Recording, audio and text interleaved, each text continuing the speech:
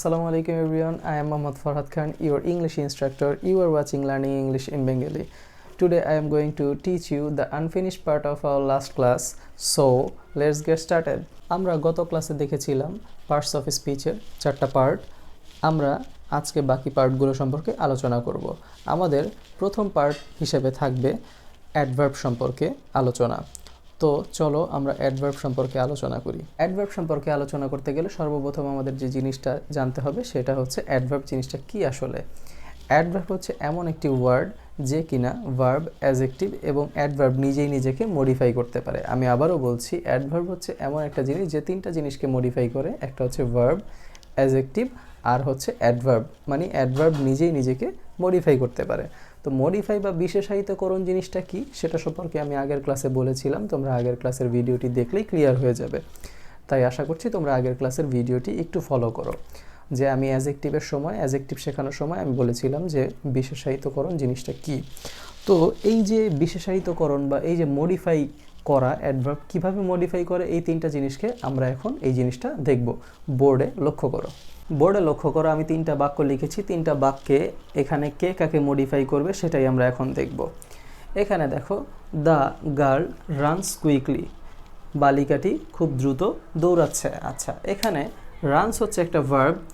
তো এই যে দৌড়াচ্ছে কিভাবে দৌড়াচ্ছে, যখন আমরা এই প্রশ্নটা করব যে হাউ, তোমরা জানো যে হাউ দ্বারা প্রশ্ন করলে অ্যাডভার্ব বোঝা যায়। আচ্ছা, তো যখন আমরা জিজ্ঞেস করব যে কিভাবে দৌড়াচ্ছে, সে দৌড়াচ্ছে হচ্ছে কুইকলি, তাহলে এটা একটা কি অ্যাডভার্ব। তাহলে কিভাবে দৌড়াচ্ছে এটা যদি প্রশ্ন করি, তাহলে এই দৌড়ের কাজটা করছে ভার্ব, আর কিভাবে দৌড়াচ্ছে সেটা হচ্ছে অ্যাডভার্ব। তাহলে এই অ্যাডভার্ব কাকে মডিফাই করছে, এখানে মডিফাই করছে, এখানে মডিফাই করছে ভার্বকে। তাহলে এখানে অ্যাডভার্ব কাকে মডিফাই করছে, অ্যাডভার্ব সমান সমান ভার্ব, মানে মডিফাই করছে ভার্বকে। ভালো করে লক্ষ্য করো, অ্যাডভার্ব যে ভার্বকে মডিফাই করে সেটা আমরা এই উদাহরণ দ্বারা স্পষ্ট প্রমাণ করতে পারলাম। দ্বিতীয় কথা, হি ওয়াক্স ভেরি স্লোলি। আচ্ছা, সে হাঁটছে। কিভাবে হাঁটছে? খুব আস্তে। কিভাবে হাঁটছে? শুধু আস্তে হাঁটছে না, সে খুব আস্তে হাঁটছে। তো যখন আমি বলবো যে খুব আস্তে হাঁটছে, মানে এই অ্যাডভার্ব প্রকাশের আগে আমি আরেকটা অ্যাডভার্ব নিয়ে আসছি তখন এই অ্যাডভার্ব দুই অ্যাডভার্ব বসার ফলে একজন আরেকজনকে কি করছে, মডিফাই করছে। মানে এক অ্যাডভার্ব আরেক অ্যাডভার্বকে কি করছে, মডিফাই করছে। যখন একজন আরেকজনকে মডিফাই করবে তখন আমরা তাকে বলবো অ্যাডভার্বকে মডিফাই করছে, মানে অ্যাডভার্ব নিজেই নিজেকে বিশেষায়িত করতে পারে। এটা হচ্ছে আরেকটা প্রমাণ।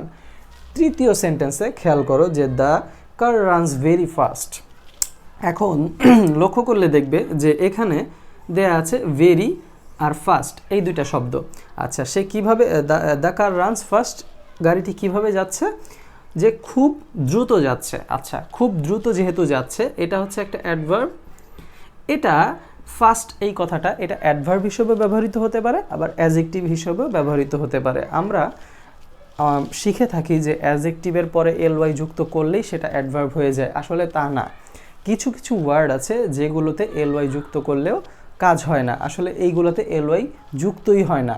যেমন এটার মধ্যে একটা আছে ফাস্ট, শার্প, এই ধরনের কথার সাথে তোমরা এলওয়াই যুক্ত করতে পারবে না।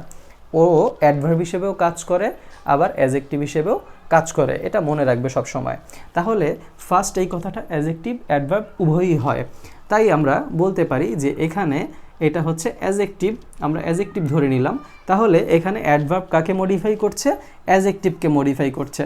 তাহলে এখানে আমরা অ্যাডভার্ব সমান সমান অ্যাডজেক্টিভ। তার মানে কি, অ্যাডভার্ব একটা ভার্বকে মডিফাই করতে পারে, অ্যাডভার্বকেও মডিফাই করতে পারে, আবার অ্যাডভার্ব অ্যাডজেক্টিভকেও মডিফাই করতে পারে। আমি আশা করছি বিষয়টি ক্লিয়ারলি বুঝতে পেরেছ। আমরা এখন প্রিপোজিশন সম্পর্কে শিখব। প্রিপোজিশন একটা বহুল ব্যবহৃত জিনিস, যেটা ইংরেজি গ্রামারে অনেক বেশিভাবে ব্যবহার করা হয়, এবং এর ব্যবহারের গুরুত্ব কতটুকু সেটা আমরা একটা উদাহরণ দিয়ে দেখব। যে একটা এক্সাম্পল দিলে ক্লিয়ার হয়ে যাবে যে আমরা প্রিপোজিশন ছাড়া অনেক সময় একটা সেন্টেন্সই ক্রিয়েট করতে পারবো না। তাহলে চলো একটা আমরা উদাহরণ দেখি। যদি আমি এটাকে ধরে নিই, এই কলমটি একটা টেবিলের উপরে আছে, আমি যদি এইটুকু লিখি, দ্য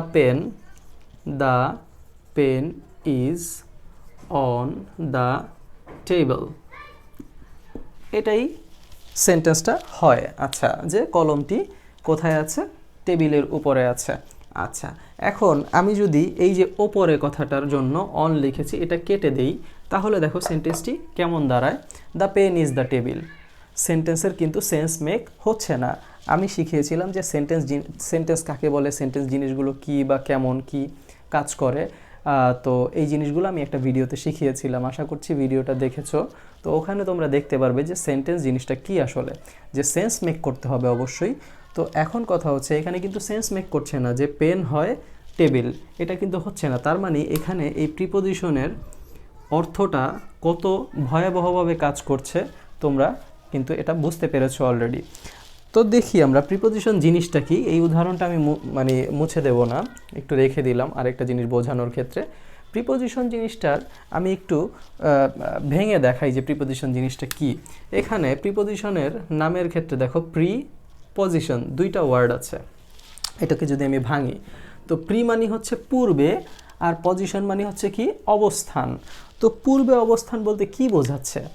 পূর্বে অবস্থান বলতে বোঝাচ্ছে প্রিপোজিশন নাউন বা প্রোনাউনের পূর্বে বসে তাদের সাথে একটা সম্পর্ক স্থাপন করায়।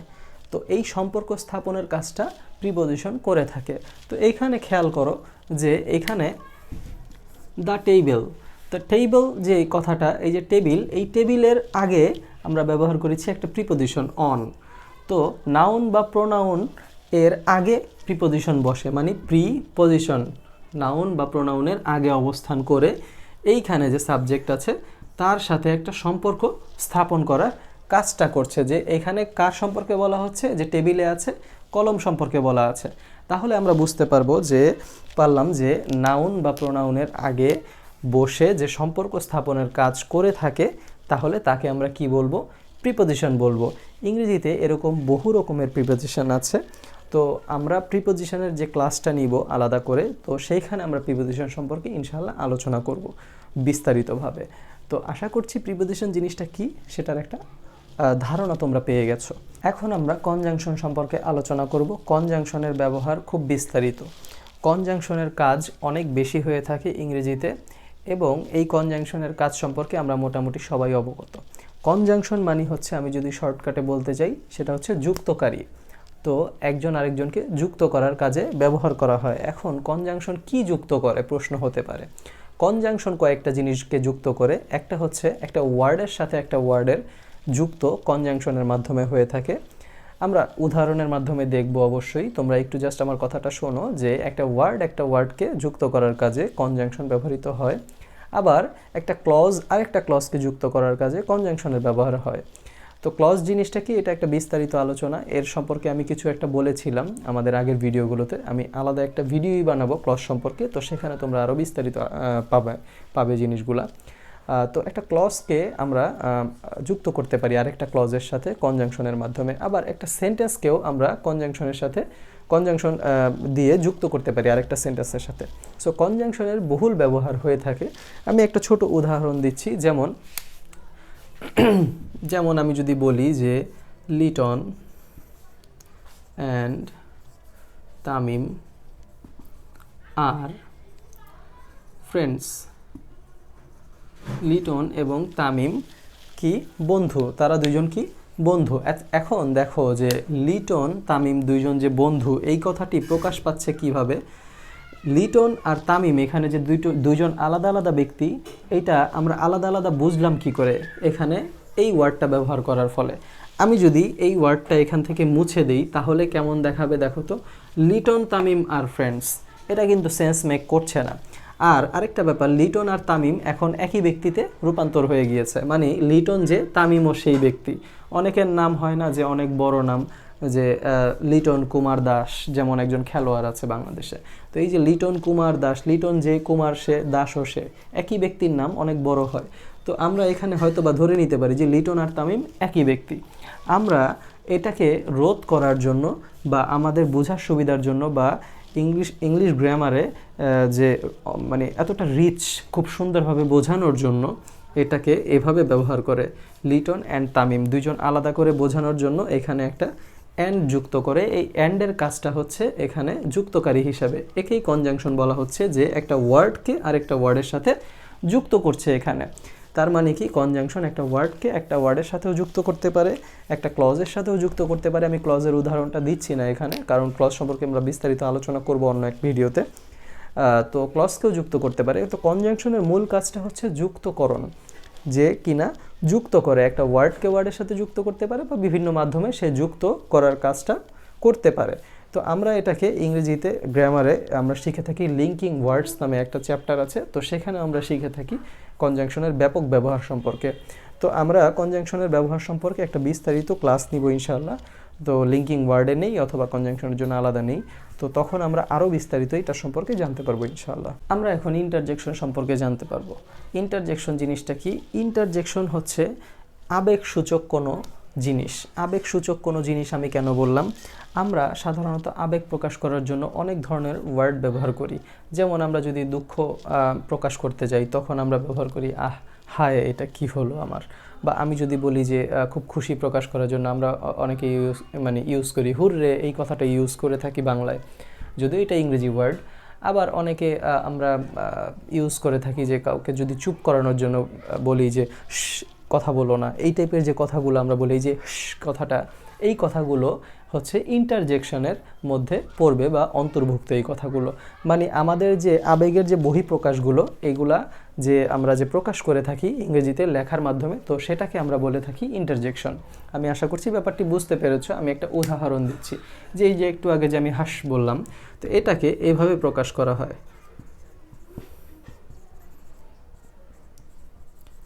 হাস, দ্য হেডমাস্টার ইজ কামিং। যে হেডমাস্টার আসছে, হেডমাস্টার আসছে। তাহলে এখানে যে এই যে চুপ থাকার কথা বলা হচ্ছে, এই চুপ থাকার কথাটা আমরা কিভাবে বলছি? আমরা তো এমনি মুখে বলি যে এই কথাটাকে এখানে প্রকাশ করার জন্য হাস এই কথাটা আমরা ব্যবহার করছি। তাহলে আমরা বুঝতে পারছি আরও অনেক ধরনের জিনিস আমরা ব্যবহার করে থাকি, যেমন এলাস, যদি দুঃখ প্রকাশ করার জন্য এলাস। তারপর আমরা ফাই, ফাই মানে হচ্ছে ছি, আমরা বলি না ছি এটা করে না, বা ছি এটা করো না, এটা খারাপ, বা এই টাইপের কিছু। এই ধরনের আরও অনেক ওয়ার্ড আছে। আশা করছি পার্টস অফ স্পিচ সম্পর্কে তোমাদের যথেষ্ট ধারণা তোমরা পেয়েছো। তো আমি আলাদা আলাদা করে প্রত্যেকটা জিনিস দেখানোর চেষ্টা করেছি। ইনশাআল্লাহ তোমাদের পরবর্তীতে এই জিনিসগুলো বুঝতে কোনো সমস্যা হবে না, এটা আমি আশা রাখছি। এই সম্পর্কে আমরা আরও বিস্তারিত আলাদা আলাদাভাবে ক্লাস দেবো ইনশাআল্লাহ সামনে। নাউন সম্পর্কে বা প্রোনাউন সম্পর্কে আলাদা আলাদা বিস্তারিত বড় ক্লাস নিব। তো তোমরা যারা আগের ভিডিওটি দেখোনি, আগের ভিডিওটি অবশ্যই দেখবে এবং সাথে আজকের ভিডিওটি, তাহলে তোমরা এটার মেলবন্ধনটা খুঁজে পাবে। So thanks for watching this video. I will be back very soon with another new video. So till then, আল্লাহ হাফেজ, টেক কেয়ার।